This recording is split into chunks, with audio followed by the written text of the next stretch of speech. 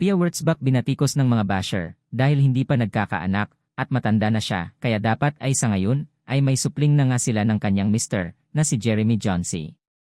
Ang pagiging open ng mga public figure tulad ni Pia Wurtzbach tungkol sa personal na aspeto ng kanilang buhay, gaya ng pagpapamilya, ay madalas nagiging sentro ng pansin, kabilang na ang mga opinyon ng netizens. Kamakailan, may mga kritisismo siyang natanggap mula sa ilang netizens tungkol sa hindi pa niya pagkakaroon ng anak matapos ang kanyang kasal kay Jeremy Johnson noong 2023. Sa kabila nito, pinatunayan ni Pia na kaya niyang panindigan ang kanyang mga desisyon sa buhay. Sa kanyang mga sagot sa ganitong issue, ipinahayag niya ang paniniwala na ang pagpapamilya ay personal na desisyon at hindi dapat gawing batayan ng paghusga sa isang tao. Dagdag pa nga ay may mga fans at supporters din si Pia na ipinagtanggol siya. Sinasabing hindi kailangang magmadali o magpa-pressure sa mga societal expectations.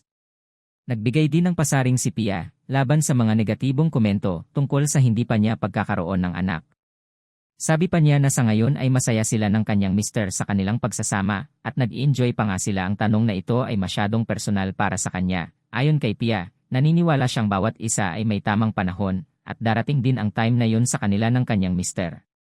Dagdag pa rito, nanawagan siya ng respeto at kabutihan lalo na sa mga komentaryo sa social media.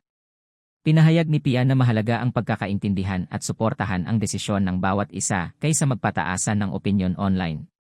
Sa kabila ng mga batikos, hinikayat niya rin ang kanyang mga taga-suporta na manatiling positibo at huwag magpapadala sa negatibong komento galing sa mga netizens na wala na ding ibang mapuna kundi ang mga artistang nananahimik lamang.